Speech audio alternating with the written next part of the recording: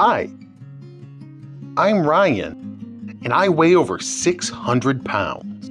I live in Michigan, near Detroit to be exact, with my wife Joy and my son Max, and our cat Kayla. I lost over 100 pounds, but then I found it again. So I started a new series called Ryan Gets Less Fat. Oh yeah. Hello friends and well-wishers, and welcome back to another episode of Ryan Gets Less Fat. It's your buddy Ryan, and today we're tasting potato chips. Is that the best way to get less fat? Probably not, but we're still doing it. All right, so today we're going to try two Thanksgiving-themed potato chips from Aldi. We're going to talk about my favorite Thanksgiving dishes over the years, and we're going to have an update on Project Deblobulate. And before we go any further in the video, we got to throw it over to our sponsor, Passive Aggressive Ryan. Oh wow, I really love it when you watch my videos and don't click on the subscribe button. It's not like I need subscribers or anything. It's awesome that you do that. What? No, don't hit the like, don't hit the bell. I don't need you to do that. I definitely think you should just ignore it. Yeah, don't worry about it. Seriously, don't subscribe, don't hit the like button, don't click the bell. Don't worry about any of those things for me. You just take care of yourself.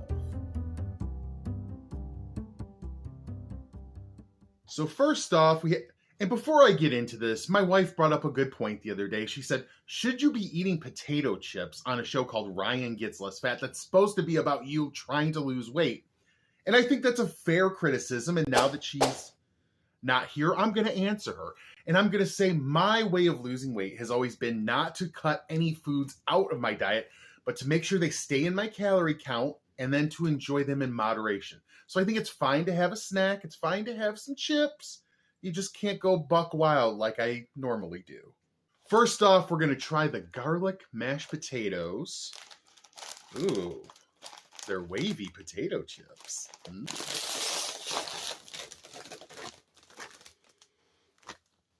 They smell just like garlic potato chips. Wow.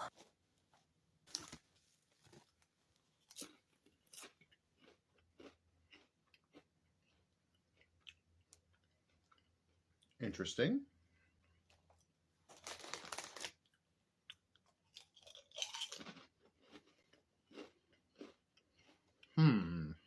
Okay, so these are basically just a garlic potato chip. There's no real special mashed potato kind of flavor.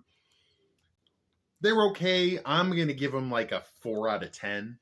And now we have the turkey stuffing. And I got to admit, my son and I got into these already. But I'm a really good actor. So when I try one, I'm going to act like it's the first time I've ever tried one. Okay? You guys, we won't know the difference. Oh my goodness! Delicious! I'm such an idiot. No, honestly, these are great. These taste exactly like stovetop stuffing, and maybe that's not a nostalgic taste for you. Maybe you're from one of those families where they get real stuffing. In my family, it was always stovetop. My mom would jazz it up, and that's what I do with mine too, but that taste of like the box stuffing flavor, this mimics it perfectly. It works really well with a chip. I'm giving these 9 out of 10. So last week I asked you to leave me a comment telling me what Thanksgiving side dish could you not pass up? What one would you just gobble down? Jokerman19 responded and he said, for me, it's mac and cheese. I'll always eat it. And Jokerman, I agree with you. A really good baked macaroni and cheese, that's amazing. That's hard to beat. And then No one else responded.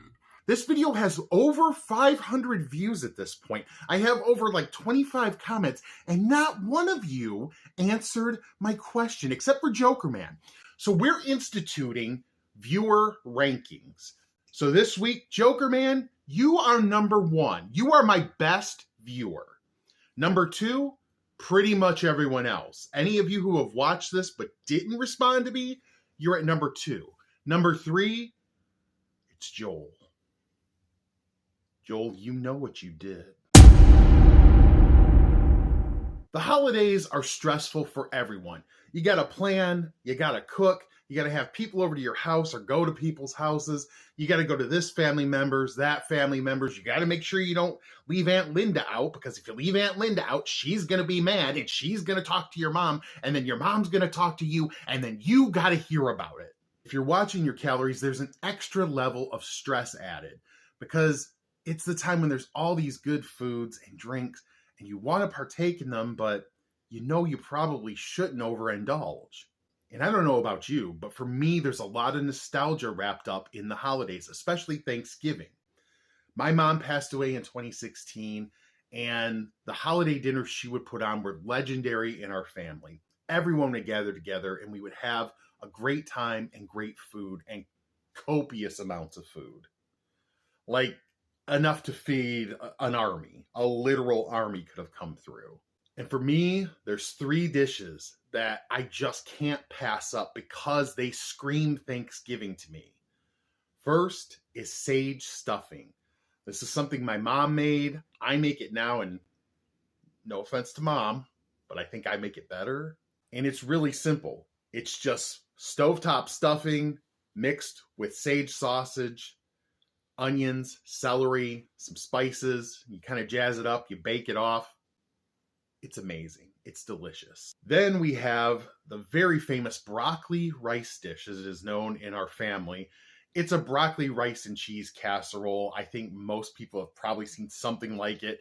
It's rice, it's broccoli, it's cheese whiz, it's cream of mushroom soup, cream of celery soup, all mixed together, baked off. It's a casserole. I could eat a whole pan of it, and have over the course of several days. And the last one, this is one that my sister makes every year, that my mom used to make. Peanut butter pie. Peanut butter pie. You take peanut butter, cream cheese, confectioner's sugar, Cool Whip, you mix it up, you put it in a pie crust, you let it solidify. It's like a creamy, cheesecakey, peanut buttery experience. It's super rich. You can't even eat that big of a portion of it because it's so thick and rich.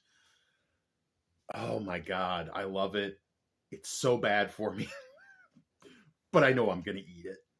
And so going into Thanksgiving, going into the holidays, my plan is to take those days off of counting calories.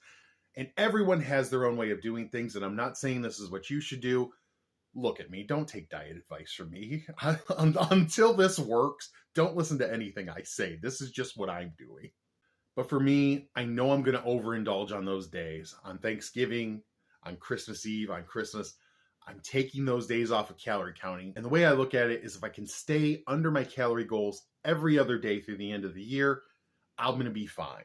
A few days of overindulgence is okay, and I think actually good for you, because it kind of gives you that little treat, because it's not good to be so strict that you don't even enjoy life anymore.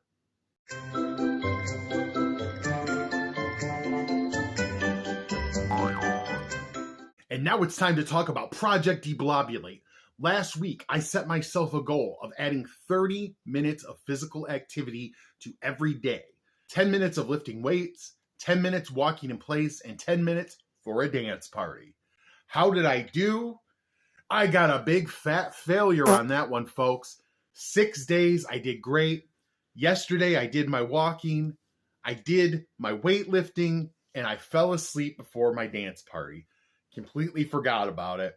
So I didn't complete my goal. I did the dancing this morning to make up for it. I'm going to dance twice today. I'm trying to be strict with these things and tell you when I fail, when I don't get it done. I didn't get it done because I fell asleep yesterday. So I'm giving myself a big red X. I failed last week. I'm going to try to do better this week. So this week, I'm having the 30 minutes of daily activity, and I'm adding on calorie counting. I'm going to try to stay under 3,000 calories a day. And listen, if you're not familiar with calorie count, you might be thinking, that's way too much to lose weight. Understand that the bigger you are, the more you can eat while losing weight. 3,000 calories is a lot. It's not a lot for a man of my size. I'm 6'2", I'm over 600 pounds. I use up a lot of energy just existing. And as I lose more weight, that number will have to go down. But I think for now, if I can keep myself to 3,000 calories a day, I can be satisfied, not hungry, and still losing weight. Next week, I'll be coming to you on Black Friday, and that causes a lot of anxiety in people. And we're going to talk about anxiety, something I've suffered with for years, something that has fueled my overeating. We're going to dig into it next week. So leave me a comment down below. What makes you anxious? What makes you really nervous? What gets in your head? Tell me down below. And if you do, you're probably going to move up in the viewer rankings. The holidays are tough for all of us, and I hope you can take a minute to just step back and try to enjoy it for what it is. Time with family, time with friends, good food, good times that you'll remember. Maybe you'll go over your calorie count. I'm planning to. Maybe something will go wrong. Something stressful will happen. You got to get your house cleaned. You got to get the cooking just right. But step back and think for a moment. What's the worst that can happen? Some little snafu with family, you'll make up. One of the dishes doesn't turn out. Next year, you'll be laughing about it. Remember Mom's baked carrots? They sucked butt. You ate over your calories? Just get up the next day and go right back to your plan. You're gonna be okay. I'm gonna be okay. Because no matter if you're trying chips that are wavy or drinking a gallon of turkey gravy, you are Damn sexy.